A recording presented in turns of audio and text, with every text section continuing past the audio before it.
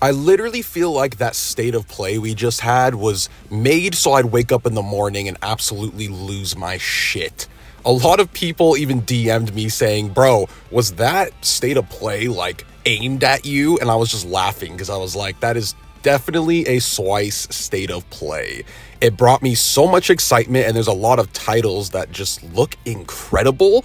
And 2025 is shaping up to be like pretty spectacular in terms of action games and action RPGs. So I'm going to go over all of them, the news for them, and we have a bunch of release dates, and we even have a new title called Tides of Annihilation that looks really promising. So let's start out with Lost Soul Aside, the game that looks like a Final Fantasy game, but it just has incredibly fast-paced and wild-looking combat. So first off, we have a release date, May 30th for PC and PS5 2025. And that's crazy because this was one of those games where like 8 years ago, we saw gameplay and it was in development so long. It was one of those, wow, this looks amazing, but are we actually going to get this game? Is it actually real? And yeah, it is coming out. It has a release date and it looks better than before. It looks like they're prioritizing the story a lot more than I thought it would. I thought it was going to be just kind of like a boss rush game,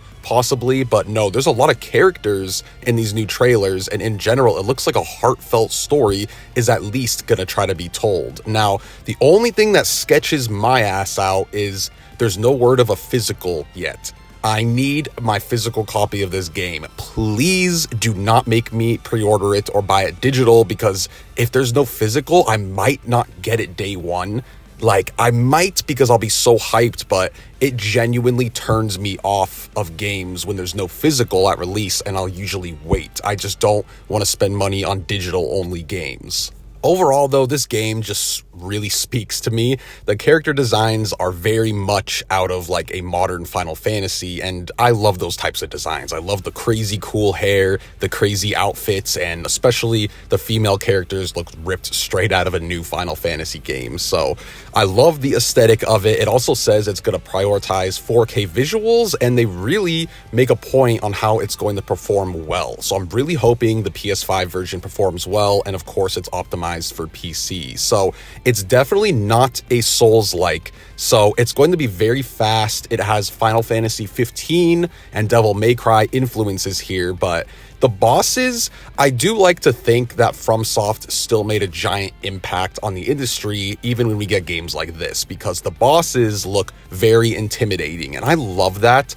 I love that these new hack and slash type games, these faster paced games are coming out, but they're still emphasizing really intense or tough bosses. Now, it's going to have difficulty modes, so if you don't want a challenge, that's totally fine. You bump the difficulty down, but I really love that no matter what style action games are going into, they're prioritizing intense boss fights. I just think that's one of the best aspects of this genre, and nothing is more fun than being in a 1v1 intense boss fight and beating their ass and feeling like an absolute beast when you're done with it. It makes the villains feel more pronounced, right? It makes them more intimidating. I don't want to fight an intimidating looking villain or giant boss and I just wipe them out really quickly. That's not too fun for me. So if you're an old school action game fan, a Final Fantasy fan, I would totally keep your eyes on this game. I'm sensing really good vibes from it, and I think it's going to be pretty spectacular. The next title I want to talk about is Lies of P, and if you know me or you've been on my channel long enough, you know I really adore this game.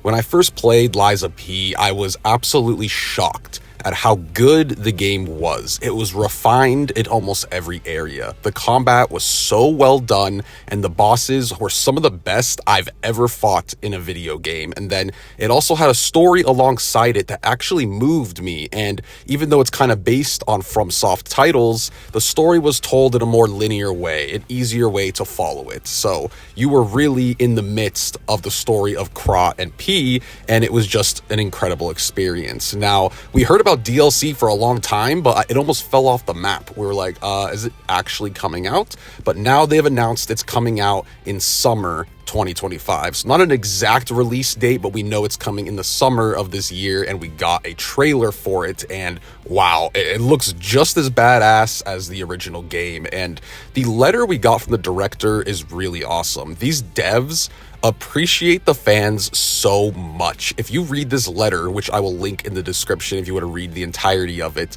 you can just tell how much they love this game and love making video games for fans. They took so much insight, and all they do is thank us over and over again for the feedback and the insight. And they say they put their all into the story of Liza P, but they had so much they wanted to tell, and they didn't get to do all of it because, you know, there's game dev time and it's in production for so long, you want to eventually get your game out. So Liza P released so polished, and the story felt totally fulfilled. I don't think it needed DLC, but I will take DLC. And they say they put just as much effort into this DLC story and combat as they did in the base game, and it just seems like a love letter. I think this DLC is going to absolutely slap. It's going to be a love letter to everyone who really enjoyed Liza P. Still to this day, it is the only Souls-like game that literally matches From Software in terms of quality, in my opinion, and I'm so excited for this. Again, this game means a lot to me, and I just can't wait to play more of it and see what these guys have in store. And I think the biggest title that was announced yesterday is Tides of Annihilation. This is a brand new action-adventure game by a Chinese company called Eclipse Glow, and they're around 100 employees, so this is going to be their first big budget AAA type title. And in my opinion, this is how you do a trailer, dude. This got pretty much every action game fan absolutely hyped. I especially love the character designs. The main heroine, Gwendolyn, I would literally propose to her if she was in real life. I loved the way this game looks and its characters. So there's a lot of different aspects of this game. It's supposed to be really fast-paced and more combo heavy, right? So again, it's not necessarily a Souls-like at all. You're going to be comboing a bunch of enemies and bosses, but one thing I love that they stated is there's going to be over 30 boss battles, and they're going to be very frantic and very intense, which again, I love.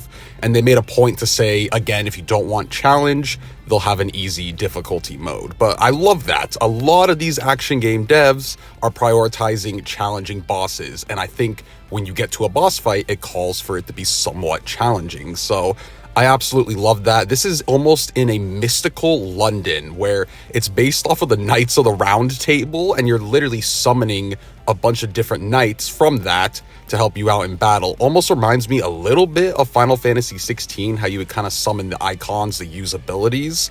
I kind of get that vibe here, and you could see on the field you'll have up to like 4 different knights helping you out. And they also mentioned that you're going to be climbing colossal versions of these knights, and that kind of reminds me of something like Shadow of the Colossus. Like, I wonder if we'll actually be like scaling these giant bosses at points, which Shadow of the Colossus fans will definitely get a kick with. But overall, this game looks very exciting. The only thing is it's slated for 2026. That's what they're aiming for. So this is the only game that's not coming out this year that I'm talking about on this list, but that's fine. This year was already stacked. We have the first Berserker Kazan coming out soon. We have Monster Hunter Wilds at the end of this month. Like, there's so many crazy action games and action RPGs this year. I'm fine with this coming out in 2026, but regardless, this looks like something I would absolutely love. This year in general, this is a Swice year, guys. I'm going to be playing so much goodness and having such a great time. I can't wait to bring you guys more content on all of these games, and make sure to sub because I will be giving updates for Tides of Annihilation and Lost Soul Aside and all these different titles. So I hope you guys enjoyed this update video. Lots more cool games to come, and I will definitely bring you guys content on them. So have a fantastic day for me, and I will see you guys in the next video. Peace.